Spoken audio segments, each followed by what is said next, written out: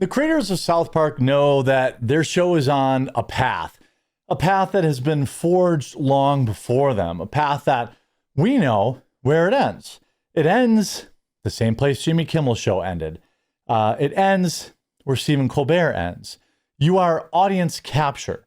You can no longer pretend that you're quote unquote pretty down the middle guys, which is what they tried to say in an interview yesterday. That is absolute nonsense. The cope from them is crazy. Now, I tuned in to the first probably 3 episodes this year, maybe 4. It's tired because they're airing at different times. But basically every single one of them was about Trump. And I admit the Kristi Noem face falling off thing was pretty funny. Some of the jokes about Trump are funny, but I can get my Trump derangement syndrome from anywhere. I turned to South Park for escapism, to see what the boys are up to see what's going on. And now they're out there trying to do damage control, trying to pretend that, well, I mean, I know we said, because they made a big deal about, well, we're not going to do all these episodes about Trump because we know it gets boring, da-da-da-da-da. Well, they've been doing nothing but nonstop Trump this year. Now they're pretending they're trying to rewrite the whole script. And if you still watch South Park, you've seen that. And people are getting tired of waiting for, a normal, regular episode. And I think that Matt and Trey are feeling the pressure, and that's why they're out here doing these interviews. Now, we'll see. Speaking of totally unrelated, do you have a VPN? I like to watch shows using a VPN, just, because it's just a habit of mine. So if you don't have one, I've got one for you here, and then we're going to get into the story. This is private internet access. Shout out to this video's sponsor, private internet access. Look, if you aren't using a VPN yet, you're completely missing out, and private internet access is the one I use on all of my devices. If you've been following the news, you see that censorship, websites, apps are getting shut down in certain countries, all sorts of craziness. Well, a VPN helps you never have to worry about that. Private internet access also protects you from the prying eyes of hackers, internet service providers, and others that can view your personal data. Perhaps also just as importantly, private internet access allows you to access region-restricted content from all over the world. Streaming services like Netflix, Amazon Prime, and more have different library options based on where you're located, and some shows simply cannot be accessed if you're not in the target location. Happens to me all the time. Many sports events also have regional blackouts. Well, VPNs can be a convenient way to make sure you're getting the content that you're paying for. Private internet access also allows you to protect an unlimited amount of devices all at the same time, so your entire household with a single subscription. And I've been working with private internet access so long that I have an absolutely massive discount available to my viewers. Link in the description below. Get private internet access today using my link. Save huge, protect your computers, access all the content that you've been paying for, and ensure that your internet is... South Park masterminds explain their latest pivot to Trump bashing after avoiding the topic for a decade. Okay, well, are they about to give me it's a fourth dimensional chess move? Are they about to say, well, it's a fourth dimensional chess move, actually? I mean, these are guys you see, South Park creators explain their extreme anti-MAGA turn says that politics became pop culture. Well, if politics were pop culture, how come you never make fun of the left? We're very down the middle guys, they say. Trey Becker said, any extremes of any kind we make fun of. But that is the biggest lie ever told by these guys. They didn't make a single episode about drunk Kamala. They didn't, I don't think, made really any fun of, Alzheimer Joe Biden. They didn't make fun of Obama. I mean, they had Obama in episodes, but he was a cool jewel thief. It is so wild to me that they continue to just lie to their viewers' faces, and people just keep gobbling it up. Well, that's not the case anymore. It would appear that viewership must be trending down. Otherwise, they wouldn't be doing these damage control interviews. South Park creators Trey Parker and Matt Stone say the reason their latest episodes have slammed President Donald Trump is just due to the changing times. Yeah, everybody wants more TDS. In a world where we have an unlimited supply of TDS, who doesn't want more of that? The decision has been a good one, they say, as Comedy Central has garnered strong numbers, doubling the show's 2023 ratings. according to Nielsen, and publicity from the flagship show's unique portrayal of President Trump, his cabinet members, and current events. Now, again, I would love to see, there isn't a single news outlet reporting on the show's ratings that I can find after the third episode.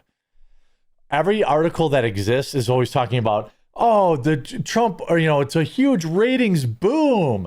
It's out of control. The ratings are super duper high. And they're talking about the first 3 episodes, which of course they were high.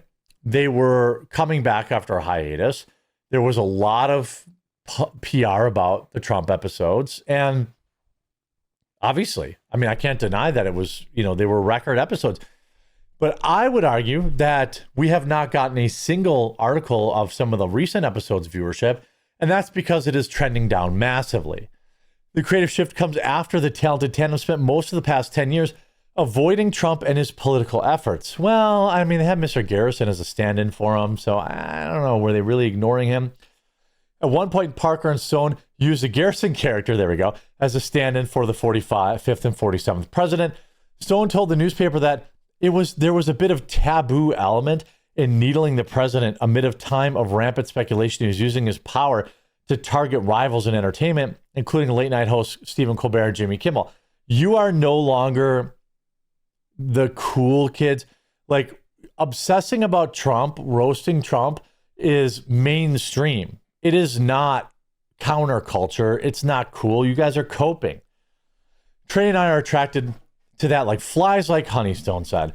Oh, that's where the taboo is. Over there? Okay, we're over there. Really? You didn't make fun of Kamala Harris's fake Jamaican accent? You didn't make fun of her alcoholism? You didn't make fun of Tim Walz befriending school maniacs? Being taboo is making fun of Democrats, not Republicans. Stone said he and his longtime collaborator just had to show our independence somehow amid a new deal with Paramount. Are these people delusional? We had to show our independence? Brother, Stephen Colbert and Jimmy Kimmel go on the air every single night and make fun of Trump. Jon Stewart, every single night. CNN, every single night. Every major comedian, every major Hollywood actor. Child, you are not counterculture. You are the culture. You are sellouts. There's so much chaos. It's so effed up. There's just so much madness. Oh my God, did you see that episode? They did a Donald Trump one with Satan. The White House told USA Today a day after the broadcast that it was a desperate attempt for attention from a fourth-rate program. Again, they should never have even addressed it. Parker told the paper that the current stream of content was not necessarily indicative of their personal politics. Yes, it is. As they consider themselves moderates. No, they don't. I guarantee you they've never voted Republican in their life. We're just very down the middle guys. Any extremes of any kind, we make fun of it. We did this for years with the woke thing. That was hilarious to us. And this is hilarious to us. You had a single episode, really lampooning the woke stuff. And that I will give you credit for. But you've had 75 straight episodes with Trump in it. Not really 75, but you get my point. Now, if South Park returns to form, I would watch it again. But I would watch it eyes wide open, knowing that these guys are absolutely positively not quote unquote down the middle. Long fond of breaking the fourth wall, characters on the broadcast, Parker and Stone have even been parodying their recent foray into political issues. In a Halloween-themed episode, the character Santa asks, how many weeks has it been now, dealing with one stupid thing after another? The truth is, a lot of people are afraid to admit it. Stan's speech continued. Yeah, everyone knows South Park sucks now, and it's because of all this political stuff being totally bogged down in it. Remember when we used to do stuff? Ever since all this political crap took over, that's true. It's all true. Make fun of Meghan and Harry, something we can all agree on. Make fun of, I'm not even saying you have to make fun of Kamala Harris or the Democrats or like AOC and their fake wokeness. But I'm saying that if you're going to pretend you're down the middle and you're against extremism or extreme ideology, how come you haven't made fun of Zohran Mamdani? That would have been absolutely ripe, right? Like this week, tonight you've got another episode coming out that I won't watch, but I mean, Zoran Mamdani would be gold to make fun of, offering free stuff he just can't pay for and all sorts of stuff like that. But yeah, I look, maybe I'll eat these words, maybe, but I'd be willing to bet you that I won't. They won't make fun of Mamdani. And if they do, I mean, I'll be the first one to make a video tomorrow and say I was wrong. The idea that these guys are quote unquote very down the middle is laughable. And if you look at even their X account, nobody even really cares anymore. 3,000 likes only for 4 million followers arguing, announcing a new episode.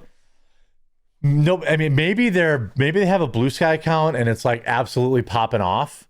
I guess that's possible, but I don't see that. I don't see that happening at all. Let's look at the comments. Wait, no Trump's Wang? Do you guys even? Oh, that's mine. Ricky Berwick, can I be in an episode? Are we finally getting an episode where it's just the boys? No. Bro, they've been exposing real life since forever. It's wild. I don't know what that even means. Wish there were more episodes in these new seasons. You have a Butters episode, so that's good. That's good. You know what would be hilarious? If there was a scene where Trump walks in and says, "Hey, Satan," and then he takes his pants off and he gets into bed with Satan. I might actually laugh so hard that, I can't control myself. Please, South Park, make it happen. I mean, I wish that we would please, God, make a good episode this time. I miss the old South Park. I think a Butters episode is kind of what the world needs right now.